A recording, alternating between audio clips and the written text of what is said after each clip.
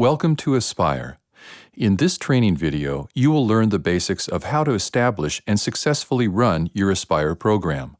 Topics discussed will include recruiting volunteers, supporting and thanking volunteers, effectively working and communicating with school or your organization's staff, tips for fun and effective student recruitment, matching mentors and mentees, managing schedules, and data collection and reporting. In each section, you will hear tips and advice from experienced Aspire coordinators who have witnessed success with their programs. The video will also direct you to resources where you can learn more information on each topic. Let's begin with the first step of creating your Aspire site, volunteer recruitment. In this section, we will address how to set your recruitment goals, whom to ask, and where to ask for volunteers. When setting recruitment goals, consider the number of students that will request an Aspire mentor. This is a long-term goal. During the first year, it is unlikely that all students in every grade level will be served. Number of volunteers needed to support the program. Decide how many mentors you, as a coordinator, can effectively screen, train, and supervise. And space availability.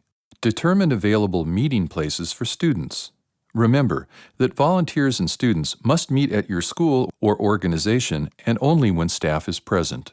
We look for volunteers when we're enrolling our students. We look for parents coming through with students who might be interested. I actually have volunteers help me recruit because once they're connected and bonded to the program, they're my best recruiters. Honestly, it just has to come down to their interest in the program itself and their feel and need for the students. I think it's a lot of letting people know what the program's about so that they feel comfortable about saying yes when we make the ask. Your Aspire handbook and online resources offer the materials you need to effectively recruit and manage your volunteer mentors. Refer to these documents for more information. Guide for Volunteer Management, Recruitment Planner, Recruitment Flyer, Volunteer Application, Volunteer Interview Notes, Volunteer Position Description, Sample Reference Letter, Confidentiality Agreement. After you've selected your Aspire mentors, the first step in offering support is offering a foundational training. Before they end up with a student, we have them shadow another mentor through a few sessions until they feel comfortable and confident to take on their own students. My mentors that have been doing this a while are very dedicated and they love to train new mentors. Individual trainings is definitely worth it because I have the time to answer their questions and go kind of step by step. I think the biggest thing that helps our volunteers is being available to them to answer any questions they have. As an Aspire coordinator, building a welcoming space and community for your volunteers is important. This is done by offering feedback and recognition they need for giving their time and energy to the program. To understand the type of feedback each volunteer most appreciates, consider discussing the following questions with them. How do they measure success? Do they need feedback from others? Do they need physical evidence of completion of their work? Do they measure success by association with others in a team? I think the most important way to appreciate your volunteers is to listen to them. People like to be acknowledged and know that they are doing well. And I think that's the biggest part of my job, being the coordinator, is to let them know that I value them. Making sure that their students are there for them is a real important way. When they come and there's nobody there to see, that's very upsetting for them. And they take it personally, like they haven't done something right. We just try to treat them well and let them know that their efforts are appreciated. You can't compliment a person enough. It just makes you feel good, makes them feel good, and that's what makes the program run. Remember, your volunteers are just that. They're committing their time to bettering the future of Oregon students. Refer to these resources for ideas on supporting and thanking your volunteers. Guide for Volunteer Management, Volunteer Recognition Tips, Volunteer Survival Kit. Effectively working with and communicating with your school or organization's staff is important to creating a supportive environment for your Aspire site. Aspire is not working to replace current counselors or student advisors, but instead extends their reach and ability to provide information about post-secondary education to more students. When working with administrators and counselors, make sure they understand how Aspire operates and discuss a process for referring students to the Aspire program. We've invited teachers to come to our Aspire monthly mentor meetings so they can see how we operate. And this is where our coordinator is really essential in terms of overseeing that the advisors and the teachers are communicating in a way that it works. If there's a complaint, the teachers usually will come to me and let me know, and then we work a solution out. After establishing your community of volunteer mentors, the next step is recruiting students to participate in the program. Since Aspire is an all-comers program, you are looking to recruit all students at your site, regardless of background or GPA. Aspire believes that even those who may be at risk of dropping out can be inspired and enriched by the program. As a new site, you will look to recruit seniors first and then work your way down the grade levels. The way we reach our students is during registration for school, we have Aspire volunteers man the tables, and they're able to talk with the students as they're coming in and give them the idea of Aspire. I would say the best PR we can have in the world are students. When you get the whole first string of the football team coming in, you get everybody else following through the door. We want the student to want this for themselves, because if they do, then it will happen. But if it's our idea, then our plan is not going to work for the student. When working with students, refer to these documents: Guide to Recruit and Match Students, Student Recruitment Planner, Student Permission Form, Student Tracker, Student Portfolio. Once your Aspire volunteers and student groups have been established, the next step is matching students to their volunteer mentors.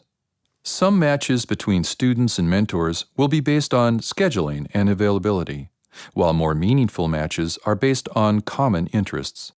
We match schedules by, providing schedules to the mentors of when the kids are where, and letting them know if they have a free period or if they start the school day a little later or done a little earlier.